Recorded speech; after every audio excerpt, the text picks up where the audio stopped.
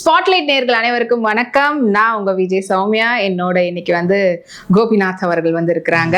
So இப்போ வந்து ரொம்பவே ஹாட்டான டாபிக்னு பார்த்தீங்கன்னா IPL 2025 ஆக்ஷன் தான். ஸோ இந்த ஆக்ஷன் வந்து ஒரு பெரிய எதிர்பார்ப்போட பார்த்துட்டு இருக்கிறோம். ஏன்னா நிறைய கேப்டு அண்ட் அன்கேப்டு பிளேயர்ஸ், அது மட்டும் இல்லாமல் இதில் வந்துட்டு ரீடைன் பண்ணக்கூடிய ஆட்களே வந்து பார்க்கும்போது மீதி ஒவ்வொரு டீம் கிட்ட எவ்வளோ அமௌண்ட் இருக்கு, அதை வச்சு எப்படி பிளே பண்ண போறாங்கன்றது பார்த்ததுல ஃபர்ஸ்ட் டே ஆக்ஷனே வந்து ஒரு பெரிய சர்ப்ரைசிங்காலாம் இருந்தது. ஸோ அந்த ஆக்ஷனை பத்தின ஒரு டிஸ்கஷன் தான் இங்க வந்து நம்ம பண்ணியிருக்கிறோம். ஸோ இதுல வந்து டீம் வைஸ் போலாமா இல்லைன்னா பிளேயர் வைஸ் போலாமா? டீம் வைஸ் பண்ண ஈஸியா இருக்கும். Team wise. ஸோ அப்ப நம்மளுடைய டீம் ஃபர்ஸ்ட் எடுத்துக்கலாமா? CSKல இருந்து. ஸோ CSKல வந்து பெரிய எதிர்பார்க்கப்பட்ட ஒரு பிளேயர். இவங்க வந்து கண்டிப்பா இந்த டீம்ல ஏன்னா பழைய பிளேயரை வந்து விட்டுட்டாங்க. ஸோ அவங்களெல்லாம் உள்ள எடுக்கிறதுக்கு ட்ரை பண்ணுவாங்க அப்படின்றது எப்பவுமே தெரிஞ்ச விஷயம் தான். அவங்க நல்லா பெர்ஃபார்ம் பண்றாங்களா இல்லையா இருந்தாலும் அந்த ஃபேமிலியை வந்து அப்படியே வச்சுக்கணும் அப்படின்னு நினைக்கக்கூடிய ஆட்கள் வந்து CSK. ஸோ அந்த விதத்துல நம்ம கான்வே வந்து விட்டாங்க. எடுப்பாங்களா எடுக்க மாட்டாங்களான்னு சந்தேகம் இருக்கும்போது டக்குன்னு எடுத்துட்டாங்க. ஸோ ஐ திங்க் கான்வே வந்து கிட்டத்தட்ட 6.25 crore வந்து எடுத்தாங்க. அண்ட் அதை விட முக்கியமான ஒரு விஷயம் என்னன்னு பாத்தீங்கன்னா நூர் அகமது, அவரை தான் வந்து ஹையஸ்ட் அமௌண்ட்ல ஆப்கானிஸ்தான் பிளேயரை 10 crore வந்துட்டு எடுத்திருந்தாங்க.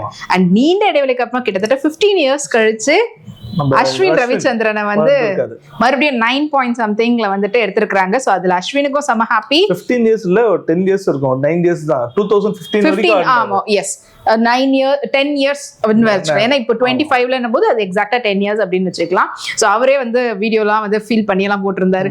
நம்ம கிரவுண்ட்ல ஆடுவோம், ஆனா நம்மளுக்கு சப்போர்ட் இல்லாம CSK பிளேயர்ஸ் நம்மளுக்கு சப்போர்ட் பண்ணலையேன்ற ஒரு ஃபீலிங் இருக்கும். ஆனா இந்த வருஷம் அது இல்லாம நான் வந்து விளையாட போறேன், CSK கிரவுண்ட்ல இந்த மாதிரி சேப்பாக் கிரவுண்ட்ல ஆட போறேன் அப்படின்ற ஒரு ஹாப்பி நோட்டோட ஒரு இது போட்டிருந்தாரு. அண்ட் அதுக்கு அடுத்தபடியா எஸ் ரச்சினும் வந்து விட்டாங்களே, ஏன்னா அவர் வந்து ரொம்ப எக்ஸ்பெக்டேஷனோட அவர் எடுத்தாங்க போன வாட்டி. அதுக்கான ஒரு மேட்ச் வந்து கொஞ்சம் நல்லா பண்ணாரு. அப்புறம் போக போக கொஞ்சம் டல்லா ஆயிடுச்சு. அதனால எடுப்பாங்களா எடுக்க மாட்டாங்களான்னு பார்க்கும்போது மறுபடியும் அவரே வந்து எடுத்து ஆர்டிஎம் யூஸ் பண்ணி எடுத்திருக்காங்க. ஆமா 4 crore வந்து எடுத்துட்டாங்க. அண்ட் அது மட்டும் இல்லாம அதுக்கப்புறம் சையத் கலீல் அஹ்மத் பவுலர் 4 point. அவர் சூப்பரான பவுலர்.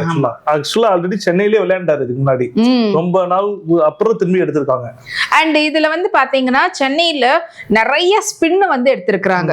சோ நம்மளுக்கு வந்து வீக்கா ஃபீல் பண்ணக்கூடிய ஒரு இடத்த வந்து கரெக்டா மேனேஜ் பண்ணணும் அப்படின்றத வந்து கரெக்டான பிளானிங்கோட உள்ள விட்டுருக்காங்க.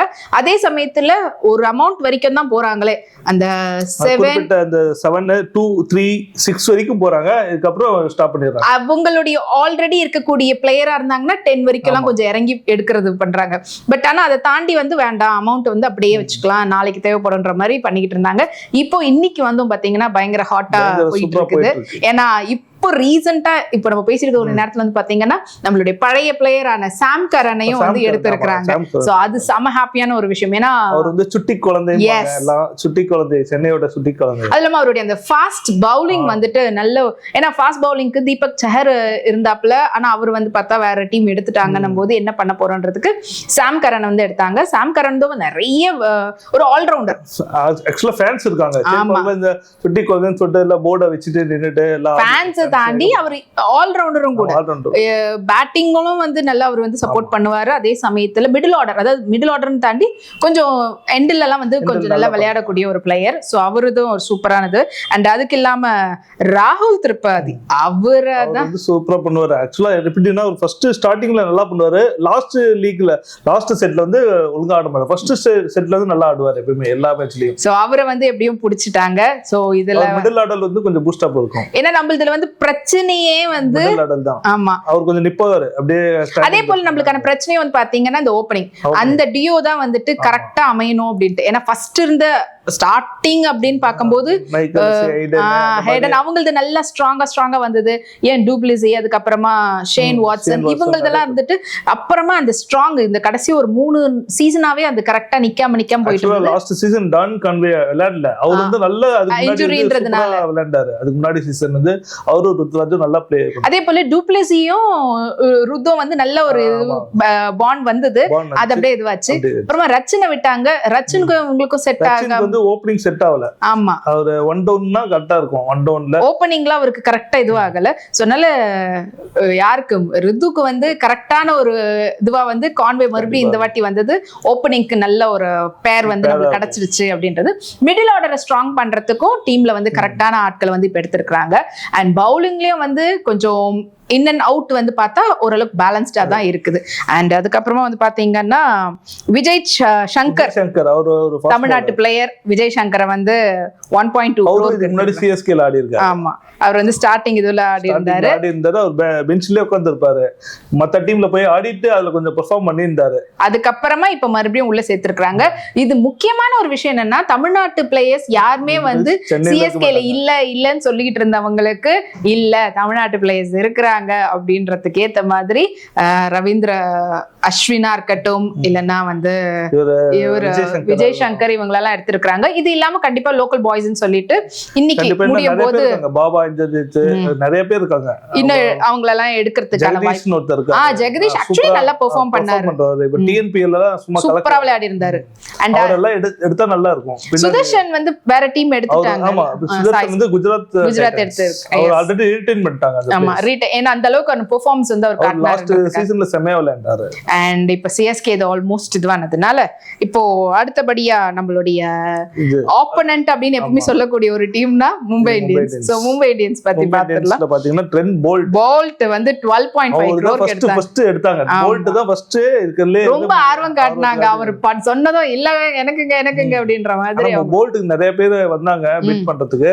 லாஸ்ட் வந்து மும்பை வந்து ஆல்ரெடி விளையாண்டுருக்காரு. மும்பைல இதுக்கு முன்னாடி விளையாண்டுருக்காரு. அதனால அவரை வந்து எடுத்துட்டாங்க. அண்ட் அதுக்கப்புறமா வந்து பாத்தீங்கன்னா அவரை வந்து எடுத்திருந்தாங்க. அவர் வந்து அவர் வந்து லோக்கல் மேட்ச்ல நல்லா பண்ணக்கூடிய ஒரு பெர்ஃபார்மர். அப்புறமா ராபின் அவரை வந்து எடுத்திருந்தாங்க. அவர் வந்து 65 lakhsல தான் எடுத்திருந்தாங்க. அண்ட் ரொம்பவே அவங்க வந்து லிமிட் தான் பண்ணிருந்தாங்க. ஃபர்ஸ்ட் டேல வந்து ஆல்மோஸ்ட் 4 players என்னமோ எடுத்திருந்தாங்க. அந்த ரீடென்ஷன் பிளேயர்லயே அவங்களுக்கு வந்து நிறைய முடிஞ்சிருச்சு. அமௌண்ட் வந்து பட்ஜெட்னால இதுல பார்த்து செலக்டிவா எடுத்துட்டு இருக்காங்க. அத லாக்ஸ் கணக்குல தான் ரொம்ப மினிமமா தான் போறாங்களே. இன்னைக்கான இதுல வந்து கொஞ்சம் நிறைய பிக் பண்ணிட்டு இருக்காங்க. பேஸ் அமௌண்ட்ல இருக்கக்கூடிய வந்து பிக் பண்ணிட்டு இருக்காங்க. அண்ட் அதுக்கு அடுத்தபடியா வந்து பாத்தீங்கன்னா டெல்லி கேபிட்டல்ஸ் ஆல்ரெடி ஒரு பெரிய ஒரு ரொம்ப இப்ப ஸ்ட்ராங் கொஞ்சம் டிசாஸ்டரான ஒரு டீமா இருந்தது லாஸ்ட் சீசன்ல. என்னையா இது அப்படின்ற மாதிரி இருந்தது. கரெக்டா இப்ப வருவாங்க, ஃபைனல் வரைக்கும் வருவாங்க, செமிஃபைனல் வருவாங்க, தோத்துட்டு போயிடுவாங்க. அதுதான் டெல்லி கேபிட்டல்ஸ் ஆக்சுவலா. இப்போ ஆனா வந்து ஐ திங்க் கொஞ்சம் சீசனுக்கு முன்னாடி டெல்லி கேபிட்டல்ஸ்க்கு ஸ்ரேயாஸ் ஐயர் தான் வந்து கேபிட்டலா இருந்தாரு. இப்ப ரிஷப் பந்த் உடம்பு சரியில்லாமனால இதுவாச்சு. இப்போ வந்து போன வாட்டியே நம்ம மேட்ச் பார்க்கும்போதே தெரிஞ்சது எல்எஸ்ஜில நெக்ஸ்ட் டைம் இருக்க மாட்டாரு கேஎல் ராகுல். ஏன்னா நடந்த ஒரு விஷயத்தினால அது கரெக்டா அவரை வந்து இந்த வாட்டி புடிச்சிட்டாங்க. ஆனா என்னன்னா 14 crore எடுத்ததுதான் கொஞ்சம் வருத்தமா இருக்குது. ஐ தாட் மேபி ஒரு 18-20 கிட்ட போவாரு கேஎல் ராகுல். நல்ல பிளேயர், நல்லா அவர்தான் வந்து ஓப்பனிங்லயே வந்து செட் பண்ணி கொடுப்பாரு. முன்னாடி எல்லாம் சொதப்பிட்டு பண்ணல, அவரு நின்னு ஆடக்கூடிய ஒரு பிளேயர். சோ அந்த பேஸ கரெக்டா வந்து இது பண்ணி அந்த கேத்த மாதிரி. அதே மாதிரி விக்கெட் கீப்பிங் சொல்லவே வேணாம். அவருடைய விக்கெட் கீப்பிங் வந்துட்டு நல்லாவே பண்ணிட்டு இருக்காரு. சோ ஆஸ் a கேப்டனாவும் வந்து கேப்டன்சியை வந்து டீம்லயே பண்ணிருக்காரு. ஆமா, அவருக்கு நல்லாவே வந்து எக்ஸ்பீரியன்ஸ்டாவும் அது பிளானிங் எல்லாமே பண்ணக்கூடிய ஒரு ஆளா இருக்கிறாரு. அதனால ஆனா வேற யாரும் ஏத்தி விடல அமௌண்ட். சோ அதனால அப்படியே 14ல நின்னுடுச்சு. அப்புறமா மிஷல் ஸ்டார்க் வந்து ஆஸ்திரேலியாவோட ஸ்பீட் அவர். ஆமா, சோ ஸ்பீட் போடுவாரு. டெல்லி கேபிட்டல்ஸ் கரெக்டா வந்து அவரை பிக் பண்ணிட்டாங்க. சோ 11.7 crore வந்து பிக் பண்ணிருக்காங்க. ஷமியை வந்து பிக் பண்ணதை விட இன்னொரு விஷயம் வந்து நட்டி தான் வந்து ஒரு பெரிய ஒரு விஷயமே. நட்டி நம்ம தமிழ்நாட்டு சிங்கம் இருக்காரு. ஆல்ரெடி ஹைதராபாத்ல இருந்துட்டு ஆடிட்டு இருந்தாரு. அதான் என்ன சொல்லுவாங்க, யாக்கர் நாயகன் அப்படின்னு சொல்லலாம். சோ அவரு வந்து இப்போ டெல்லி கேபிட்டல்ஸ் வந்து பிக் பண்ணிருக்காங்க. அதுவும் வந்து 10.7 crore. அப்புறமா ஜேக்ஸ் அவர் வந்து 9 crore. ஹாரி 6, அத்தோஷ் சர்மா வந்து 3, மோஹித் சர்மா அவர் நல்ல பவுலர். அவர் சிஎஸ்கேல இருந்துட்டு மத்த டீம்ல போயிட்டு செமையா போட்டுட்டு இருந்தாரு. ஆனா எனக்கு அதுதான் ஒண்ணு புரிய மாட்டேது. சிஎஸ்கேல இருக்கிற வரைக்கும் ஏன் பெர்ஃபார்ம் பண்ண மாட்டாங்க? அதுவே மத்த டீமுக்கு போனதும் அப்படியே முக்கியமா சிஎஸ்கேவோட விளையாடும் போது அவங்க அவ்வளவு பெர்ஃபார்ம் பண்ணுவாங்க. ஓப்பனிங் ஸ்பெல்ல செமையா போடுவாங்க. மோஹித் சர்மா மெயினா எடுத்தது அதான். எல்எஸ்ஜில விளையாண்டாருன்னு நினைக்கிறேன் லாஸ்ட் டைம். சூப்பரா ஓப்பனிங் ஸ்பெல் எல்லாம் நல்லா போடுவார் அவர். ஓகே, இப்போ அவர் வந்து டெல்லி கேபிட்டல்ஸ் வந்து எடுத்திருக்கிறாங்க. அடுத்தபடியா வந்துட்டு எஸ் அகைன் இவரும் வந்து சமீர் ரிஸ்வி, இவரும் வந்து சிஎஸ்கே பிளேயர் தான் லாஸ்ட் டைம் இருந்தாரு. ஸோ இவருக்கான ஒரே ஒரு டிஸ்அட்வான்டேஜ் லாஸ்ட் டைம் இருந்தது என்னன்னா, இவருடைய ஆர்டரே கரெக்டா மிட்ல வரும். ஸோ அவர் வந்து வந்தாருனாலே நம்ம டீம் ஆட்களே அடுத்து தோனி வரணும்ன்றதுக்காகவே குரல் கொடுத்துட்டு இருப்பாங்க. ரொம்ப ஒரு பெரிய அமௌண்ட் கொடுத்து லாஸ்ட் பிட்டிங்ல எடுத்தாங்க. எதிர்பார்த்த அளவுக்கு அவருக்கான சைட்ல இருந்து ஒரு பெர்ஃபார்மன்ஸ் இல்லாததுனால இந்த வாட்டி அவரை விட்டுட்டு அண்ட் அவர் வந்து இப்ப டெல்லி கேபிட்டல்ஸ் சொல்லிட்டேன். முகமது ஷமி இல்ல, டுப்ளிசிஸ் வந்து 2 crores வந்து எடுத்திருக்காங்க டெல்லி கேபிட்டல்ஸ். ஓகே, சோ இப்போ இன்னைக்கு இதுல எடுத்திருக்காங்க. சோ பேஸ் அமௌண்ட்லயே வந்து ஆக்சுவலி எடுத்திருக்காங்க. டுப்ளிசிஸ் வந்து ஆர்சிபி கேப்டனுக்கு கரெக்டா இருக்கும் அப்படி சொல்லி பார்க்கும்போது இப்ப இவங்க எடுத்திருக்கனால ஆர்சிபி பத்தி பேசும்போது அதை பத்தி பேசலாம்னு நினைக்கிறேன். அண்ட் அது இல்லாம சமீர் ரிஸ்விக்கு அப்புறமா கருண் நாயர் 50 lakhs வந்து எடுத்திருக்காங்க டெல்லி கேபிட்டல்ஸ். அண்ட் இப்போ இன்ட்ரெஸ்டிங்கான ஒரு விஷயம் வந்து டெல்லி கேபிட்டல்ஸ் யாரெல்லாம் வந்து போயிருக்காங்க, இப்போ வெறும் டுப்ளிசி மட்டும் எடுத்திருக்காங்க. ஸோ ஓகே, ஸோ மெயினான ஒரு பிளேயர் மேபி ஆக்சுவலி ஆனா கேஎல் ராகுல் இருக்காரு, டுப்ளிசிஸ் இருக்காருன்னா இப்போ ராகுல் தானே கேப்டனா கொடுப்பாங்க. ராகுல் தான் கேப்டனா கன்ஃபார்ம். ராகுல் தான் பிளேயரா விளையாடுவாரு. ஓகே, சோ அதுக்கப்புறமா வந்துட்டு பஞ்சாப் வந்து ஆல்ரெடி வந்து எக்கச்சக்கம் காசு எப்படிதான் அவங்க கிட்ட இருக்குதுன்னே தெரியல. எல்லா பிட்டிங்லயும் காசோடயே உட்கார்றாங்க. என்னன்னா ரொம்ப நாள் கழிச்சு திரும்பி வந்து மேக்ஸ்வெல் ஆடுறாரு. ஆமா, ஃபர்ஸ்ட் அவர் வந்து மேக்ஸ்வெல் வந்து ஃபேமஸ் ஆனதே பஞ்சாப்ல கேப்டனா கூட இருந்தாரு சில மேட்ச்ல. ஆனா அவர் மத்த டீம்ல வந்து போகும்போது ஏன் ஆடலன்னு தெரியல. இப்போ இந்த டீமுக்காவது மறுபடியும் ஆடுறாரான்ற டீம்ல சுத்தமா ஆடவே இல்ல. அது ஆர்சிபி எல்லாம் எக்கச்சக்க காசு கொடுத்து வாங்கி எடுத்தாங்க. ஆர்சிபில வந்து அவுட் ஆயி லாஸ்ட் சீசன்ல எல்லாம் போயிட்டு எதுக்கு எடுத்தாங்க எல்லாரும் அவங்க ஃபேன்ஸே திட்ட ஆரம்பிச்சிருவாங்க. ஏயா உன்னோட இதுல மட்டும் ஆடுற, எங்களுக்கு வந்தா மட்டும் ஏன் ஆட மாட்டேன்னு சொல்லிட்டு இருந்தாங்க. சோ இப்போ வந்து பாத்தீங்கன்னா ஸ்ரேயஸ் ஐயர் செகண்ட் ஹையஸ்ட் அமௌண்ட் கொடுத்து வாங்கின ஒரு பிளேயரு பஞ்சாப்காக விளையாட போறாரு. 26.7 crore செகண்ட் ஹையஸ்ட். ஸோ இவர் வந்து ஆக்சுவலி கேப்டன் கன்ஃபார்ம் தான், ஏன்னா இவர் தான் கேப்டனா இருப்பாரு. அண்ட் அதுக்கு அடுத்தது சாஹல் வந்து பாத்தீங்கன்னா 18 crore வந்து எடுத்திருக்காங்க. அவரும் வந்து ஃபர்ஸ்ட் டாப் 5ல இருக்கக்கூடிய ஹையஸ்ட் அமௌண்ட்ல வந்திருக்கக்கூடிய ஒரு பிளேயர் தான். அதே போல அவருக்கு ஈக்குவலாவே வந்து பாத்தீங்கன்னா ஹர்ஷ்தீப் சிங் அவரும் வந்து 18 crore. இவங்க ரெண்டு பேருமே வந்துட்டு நல்ல ஒரு காம்போ. பஞ்சாப் நல்ல காம்போ. ஆக்சுவலா அவர் ஸ்பின் நல்லா போடுவார். ஸ்பின் நம்பர் 1 சொல்லலாம். இப்பதான் சமீபத்துல இந்தியன் டீம்ல எடுக்கிறது இல்ல. பட் அது என்னவோ மேபி என்ன ரீசன் தெரியல. பட் ஆனா என்ன சொல்றது, ஸ்பின் பவுலிங்கா இருக்கட்டும் இல்ல ஃபீல்டிங்கும் வந்துட்டு அவரோட நல்லா இருக்கும். சோ அதுவும் வந்து டீமுக்கு நல்லாவே சப்போர்ட் பண்ணுவாரு. அண்ட் அதுக்கப்புறமா வந்து ஸ்டோனிஸ் ஆஸ்திரேலியன் ஆல்ரவுண்டர். அவர் நல்ல ஸ்பீடு, ஆக்சுவலா மீடியம் பேஸ் போடுவாரு, பேட்டிங்ல நல்லா பண்ணுவாரு. சோ அதனால அவர் நல்ல ஒரு ஆல்ரவுண்டர் அவங்க டீமுக்கு. ஸோ 11 crore எடுத்திருக்காங்க. அண்ட் இது இல்லாம மத்தவங்க எல்லாம் வந்து கொஞ்சம் கம்மியா. மேக்ஸ்வெல் வந்து 4.2 ரொம்ப ரொம்ப ஷாக்கிங்கான ஒரு விஷயம். ஏன்னா ஒரு சீசன்ல வந்து ஹையஸ்ட் அமௌண்ட் ஆஃப் வந்து பிட்டிங்ல அவர் தான் வந்தாரு. இப்ப அத வந்து ஒரு 4.2 அளவுக்கு அவரே அவரது இதுவாயிடுச்சு. ஆர்சிபில தான் ஹையஸ்ட் ஆஃப் பிட்டிங் வந்தாரு. ஆனா ஆர்சிபில பெர்ஃபார்மே பண்ணல. அதனாலதான் வந்து கம்மியா எடுத்திருக்காங்கன்னு நினைக்கிறேன். இந்த வாட்டி மறுபடியும் எங்க டீமுக்கு வாங்க அடிச்சு விளையாண்டு திரும்பி அடுத்த ஏத்தி விட்டு போவார். ஓகே, அண்ட் அதுக்கப்புறம் வந்து பாத்தீங்கன்னா வைசாக், அப்புறமா யாஷ், ஹர்பீத் இவங்களெல்லாம் வந்து கொஞ்சம் அப்படியே கம்மி அமௌண்ட்ல எடுத்திருக்காங்க. அப்புறமா குஜராத் டைட்டன்ஸ் அவங்க ஃபர்ஸ்ட் இதுவே வந்து ஜோஸ் பட்லர் 15.75 crore. அவர் எடுக்கிறதுக்கு நிறைய பேர் போட்டி போட்டாங்க. ஆமா, பயங்கரமான டேஞ்சரஸான பிளேயர். இல்ல அவருக்கான போட்டி வந்து நல்லாவே ஒவ்வொரு டீமும் நல்லாவே கொடுத்திருந்தாங்க. மாறி இது பண்ணதுல நல்லாவே போச்சு அவருடைய பிட்டிங்.